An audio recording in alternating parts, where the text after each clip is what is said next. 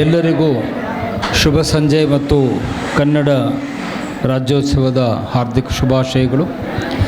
ಸಮಯ ಬಹಳ ಆಗಿದೆ ಮತ್ತು ಸಾಕಷ್ಟು ವಿಷಯವನ್ನು ಪ್ರೀತಿ ಶುಭಚಂದ್ರ ಮೇಡಮ್ ಅವರು ಹೇಳಿದ್ದಾರೆ ಮತ್ತು ನಮ್ಮ ಅಧಿಕಾರಿಗಳಾದಂಥ ನಮ್ಮ ವಿದ್ಯಾರ್ಥಿಗಳು ಕೂಡ ಹೇಳಿದ್ದಾರೆ. ನೀವು ಎಲ್ಲ ಮುಂದೆ ಆ ಒಂದು ಸಾಂಸ್ಕೃತಿಕ ಕಾರ್ಯಕ್ರಮ ಹಾಡುಗಳನ್ನ ಕೇಳುವ ಆತುರದಲ್ಲಿದ್ದೀರಿ. ಮತ್ತು ನಾವು ಮೊದಲೇ ಇತಿಹಾಸದ ಪ್ರಾಧ್ಯಾಪಕರು. ನಾವು ಒಮ್ಮೆ ಸಿಂಧೂ ಕಣಿವೆ ನಾಗರಿಕತೆಗೆ ಹೋಗ್ಬಿಟ್ರೆ ಆಗಸ್ಟ್ 15ರವರೆಗೂ ನಿಮ್ಮನ್ನು ಬಿಡೋದಿಲ್ಲ. ಅದಕ್ಕೆ ಹಾಗಾಗೋದು ಬೇಡ ಅಂಥೇಳಿ 5 ನಿಮಿಷದಲ್ಲಿ ನನ್ನ ಮಾತನ್ನು ಮುಗಿಸ್ತೇನೆ. ಜೊತೆಗೆ ಇವತ್ತು ರಾತ್ರಿ ನಾನು ಮತ್ತೆ ಊರಿಗೆ ಹೋಗಬೇಕಾಗಿದೆ, ಧಾರವಾಡಕ್ಕೆ ವಾಪಸ್ ಹೋಗಬೇಕಾಗಿದೆ, ಟ್ರೈನ್ ಟೈಮೂ ಆಗಿದೆ. ಹಾಗಾಗಿ 5 ನಿಮಿಷ ತಗೊಳ್ತೇನೆ. ಕನ್ನಡದ ಬಗ್ಗೆ ನಾವು ಎಷ್ಟೇ ಮಾತನಾಡ್ತೀವಿ ಹೇಳ್ತೀವಿ ಅಂದರೂ ಕೂಡ ಅದನ್ನು ಆಚರಣೆಯಲ್ಲಿ ತರೋದು ಭಾಳ ಮುಖ್ಯ. ಕನ್ನಡದ ಬಗ್ಗೆ ಮಾತನಾಡಬೇಕು ಅನ್ನೋದಕ್ಕಿಂತ ಅದನ್ನು ಕೃತಿಗಿಳಿಸಬೇಕು.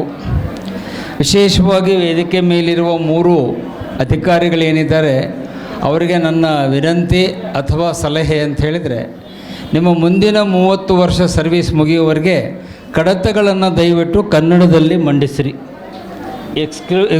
ಎಕ್ಸೆಪ್ಷನ್ನು ಮಧು ಅವರಿಗೆ, ಯಾಕಂದರೆ ಅವರು IRS ಆಗಿರೋದ್ರಿಂದ ಅವರಿಗೆ ಅನಿವಾರ್ಯ ಇಂಗ್ಲೀಷಲ್ಲಿ ಬರೀಬೇಕಾಗುತ್ತೆ.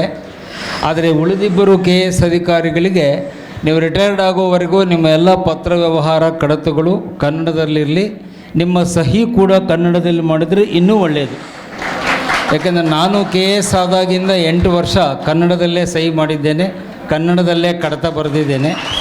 ಆ ವಿಷಯ ಎಲ್ಲಿವರೆಗೆ ಹೋಯಿತು ಅಂದರೆ, KV ಟ್ಯಾಗೂರ್ ಅಂತ ನಮ್ಮ ಇಲಾಖೆ ಆಯುಕ್ತರಿದ್ದರು, KVR ಟ್ಯಾಗೂರ್ ಅಂತ IPS ಇದ್ದರು. ನಾನು ಕನ್ನಡದಲ್ಲಿ ಬರ್ಕೊಂಡು ಹೋಗಿದ್ದಕ್ಕೆ ಬೈದರು. Patil, what you have done, I cannot understand this ಅಂತ. ನಾನು ಹೇಳಿದೆ, ನೀವು ಕರ್ನಾಟಕ ಸರ್ಕಾರದಲ್ಲಿ ಇದ್ದೀರಿ ಸರ್ ಅಂತ ಹೇಳಿದೆ. ಇದು ನಡೆದ ಘಟನೆ. ನೀವು ಕರ್ನಾಟಕ ಸರ್ಕಾರದಲ್ಲಿದ್ದೀರಿ. 1982 ಗೋಕಾಕ್ ವರದಿ ಬಂದ ಮೇಲೆ ಸರ್ಕಾರದ ಸುತ್ತೋಲೆ ಇದೆ, ಎಲ್ಲ ಅಧಿಕಾರಿಗಳು ಕನ್ನಡದಲ್ಲಿ ಬರೀಬೇಕು ಅಂತ. ಹಾಗಾಗಿ ನಾನು ಕನ್ನಡದಲ್ಲಿ ಬರೆದಿದ್ದೀನಿ. ಅದಕ್ಕೆ ಅವರು ಸ್ಕೋಪ ಬಂದು ಹೇಳಿದರು, ನೀವು ಹೀಗೆ ಬರೆದ್ರೆ ನಿಮ್ಮನ್ನು ಸಸ್ಪೆಂಡ್ ಮಾಡ್ತೀನಿ ಅಂತ. ನಾನು ಹೇಳಿದೆ, ಮಾಡಬೇಡಿ, ಕನ್ನಡದಲ್ಲಿ ಮಾಡಿರಿ ಅಂದೆ. ಏನು ಅಂತ ಅವ್ರಿಗೆ ಆ ವರ್ಡ್ ಗೊತ್ತಿಲ್ಲ. ನಿಲಂಬನೆಯಲ್ಲಿ ಇಡಬೇಕು ಅಂತ ಹೇಳ್ತಾರೆ, ಹಂಗೆ ಬರೀರಿ, ತೊಗೊಂಡು ಹೋಗ್ತೀನಿ ಮನೆಗೆ ಅಂದೆ. ಯಾಕೆ ಈ ಮಾತು ಹೇಳಿದೆ ಅಂದರೆ, ನಾವು ಕನ್ನಡವನ್ನು ಬರೀ ಭಾಷಣದಲ್ಲಿ ಹೇಳಿದರೆ ಅದು ಉಳಿಯಲ್ಲ. ಪೂರ್ಣಚಂದ್ರ ತೇಜಸ್ವಿ ಅವರು ಹೇಳ್ತಾರೆ, ಯಾವುದೇ ಒಂದು ಭಾಷೆಯ ಆಯುಷ್ಯ, ಅದರ ಶಕ್ತಿ, ತೇಜಸ್ಸು ಇರೋದು ಅದರ ಜನರ ಬಳಕೆಯಿಂದ. ನಾವು ಎಲ್ಲಿವರೆಗೆ ನಿತ್ಯದಲ್ಲಿ ಕನ್ನಡ ಬಳಸ್ತೀವೋ, ನಾನು ಎಷ್ಟೋ ಸಾರಿ ಕ್ಲಾಸಲ್ಲೂ ಕೂಡ ಕನ್ನಡದಲ್ಲೇ ಹೆಚ್ಚು ಪಾಠ ಮಾಡ್ತಿರ್ತೀನಿ. ಎಷ್ಟೋ ವಿದ್ಯಾರ್ಥಿಗಳು ಹೋಗಿ ಹೇಳ್ತಾರೆ, ಸರ್ ಕನ್ನಡದಲ್ಲಿ ಭಾಳ ಹೇಳ್ತಾರೆ, ಇಂಗ್ಲೀಷೇ ಹೇಳಲ್ಲ ಅಂತ. ಇಂಗ್ಲೀಷ್ ಹೇಳುವವರು ಈ ದೇಶ ಬಿಟ್ಟಾಯಿತು. ಇಂಗ್ಲೀಷ್ ಹೇಳುವವರು ಈ ದೇಶ ಬಿಟ್ಟಾಗಿದೆ. ಮೆಕಾಲೆ ಸಂಸ್ಕೃತಿ ಹೊರಟು ಹೋಗಿದೆ. ಇನ್ಮೇಲೆ ನಮ್ಮ ಕನ್ನಡದ ಸಂಸ್ಕೃತಿ ವಿಜೃಂಭಿಸಬೇಕು. ಆ ಕೆಲಸವನ್ನು ನೀವು ಮಾಡಬೇಕು. ಒಂದು. ಎರಡನೇದ್ದು, ಆದಷ್ಟು ನೀವು ಹೆಸರುಗಳನ್ನು ಇಡಬೇಕಾದಾಗ, ನಿಮ್ಮ ಕಟ್ಟಡಗಳಿಗೆ ಇಡಬೇಕಾದಾಗ ಕನ್ನಡದ ಕೃತಿಗಳ ಹೆಸರನ್ನು ಇಡಿ. ಬೇಕಾದಷ್ಟು ಕನ್ನಡದ ಕೃತಿಗಳಿವೆ. ಯಾವ್ಯಾವುದೋ ಹೆಸರುಗಳನ್ನು ನಮ್ಮ ಬಿಲ್ಡಿಂಗ್ಗಳಿಗೆ ಇಡೋ ಬದಲು ಕನ್ನಡ ಸಾಹಿತ್ಯಗಳ ಹೆಸರು, ಅವರ ಅಂಕಿತ ನಾಮಗಳು, ಅವರ ಭವಿಷ್ಯ ಪ್ರಸಿದ್ಧ ಕೃತಿಗಳನ್ನು ನಾವು ಕಟ್ಟಡಗಳಿಗೆ, ರಸ್ತೆಗಳಿಗೆ ಇಟ್ಟರೆ ಕನ್ನಡ ಅಲ್ಲಿ ಶಾಶ್ವತವಾಗಿ ಉಳಿಯುತ್ತೆ ಅನ್ನೋದು ಒಂದು. ಅದನ್ನು ದಯವಿಟ್ಟು ಎಲ್ಲರೂ ಪಾಲಿಸ್ರಿ. ಜೊತೆಗೆ ನಮ್ಮಲ್ಲಿ ವಿದ್ಯಾರ್ಥಿಗಳು, ಎಲ್ಲರೂ ಅಂತ ಹೇಳಲ್ಲ, ಕೆಲವರು ನಾನು ಅಬ್ಸರ್ವ್ ಮಾಡಿದ್ದೀನಿ, ತುಂಬ ಕೆಟ್ಟದಾದಂಥ ರಿಂಗ್ ಟೋನ್ಗಳನ್ನು ಇಟ್ಟಿರ್ತಾರೆ. ಅದು ನಾನು ಇಲ್ಲಿ ವೇದಿಕೆಯಲ್ಲಿ ಹೇಳೋಕ್ಕೆ ಸರಿ ಅನಿಸಲ್ಲ. ಒಂದು ಸರಿ ಮೆಜೆಸ್ಟಿಕ್ಕಲ್ಲಿ ಬಂದು ಇಳಿದೆ, ಯಾರ್ದೋ ಫೋನ್ ಬಂತು. ಅದು ಎಷ್ಟು ಜೋರಾಗಿ ಬಂತು ಅಂದರೆ, ಹೊಡಿಮಗ ಹೊಡಿಮಗ ಹೊಡಿಮಗ ಅಂತ. ನನಗೆ ಯಾರೋ ಹೊಡೆದೇ ಬಿಟ್ರು ಅಂತ ಭಯ ಆಯಿತು. ತಿರುಗಿ ನೋಡಿದರೆ ಅವ್ನು ಫೋನಲ್ಲಿ ಮಾತಾಡ್ತಾ ಇದ್ದ. ನಾನು ಕೇಳಿದೆ, ಯಾವ ಊರಪ್ಪ ನಿಂದು ಅಂತ. ಸರ್ ನಾವು ಜೇವರ್ಗಿರಿ ಗುಲ್ಬರ್ಗಂದ ಬಂದೀನಿ. ಈ ಕೆಟ್ಟ ರಿಂಗ್ ಟೋನ್ ಯಾಕೆ ಇಟ್ಟಿದ್ದೀಯಾ ಅಂತ. ನಿನಗೆ ಒಳ್ಳೆ ರಿಂಗ್ ಟೋನ್ ಸಿಗಲಿಲ್ವಾ? ನಿನಗೆ ಒಳ್ಳೆ ಕನ್ನಡ ಭಾಷೆ ರಿಂಗ್ ಟೋನ್ಗಳು ಎಷ್ಟೊಂದಿವೆ, ಅಟ್ಲೀಸ್ಟ್ ಇಷ್ಟಾದರೂ ಮಾಡಿ ಕನ್ನಡವನ್ನು ನೀನು ಉಳಿಸ್ಬೇಕು ಅಂತ. ಅಂದರೆ ಇದನ್ನು ಯಾಕೆ ಹೇಳಿದೆ ಅಂದರೆ, ಅದರ ಹಿಂದೆ ಇರುವ ಭಾವ ಅರ್ಥ ಮಾಡಿಕೊಳ್ಳಿ. ಕನ್ನಡವನ್ನು ಎಲ್ಲ ರೀತಿಯಲ್ಲಿ, ಎಲ್ಲ ವಿಧದಲ್ಲಿ ನಾವು ಬಳಸಿ. ಮತ್ತು ಮುಂದೆ ಈ ಕಡೆ ಇರೋರು, ಆ ಕಡೆ ಇರೋರು ಮದುವೆಗಳಾದ ಮೇಲೆ ನಿಮ್ಮ ಮಕ್ಕಳನ್ನು ದಯವಿಟ್ಟು ಕನ್ನಡ ಮಾಧ್ಯಮ ಶಾಲೆಗೆ ಹಾಕ್ರಿ. ನೀವಲ್ಲ, ನಿಮ್ಮ ಮಕ್ಕಳನ್ನು.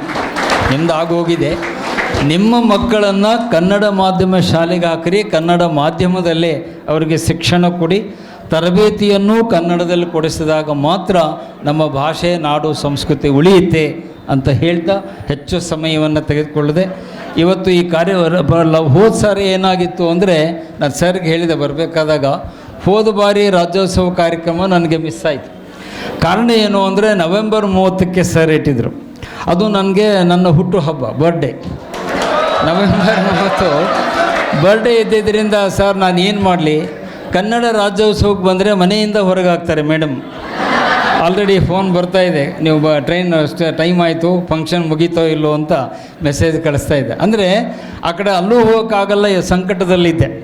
ಅದಕ್ಕೆ ಈ ಸಾರಿ ಸರಿಗೆ ರಿಕ್ವೆಸ್ಟ್ ಮಾಡಿದೆ, ನವಂಬರ್ 30 ಬಿಟ್ಟು ನೀವು ಯಾವ ಡೇಟ್ ಆದರೂ ಇಡಿ, ನಾನು ಖಂಡಿತವಾಗಿ ಬರ್ತೇನೆ ಅಂತ. ಸರ್ 27ಕ್ಕೆ ಇಟ್ಟರು.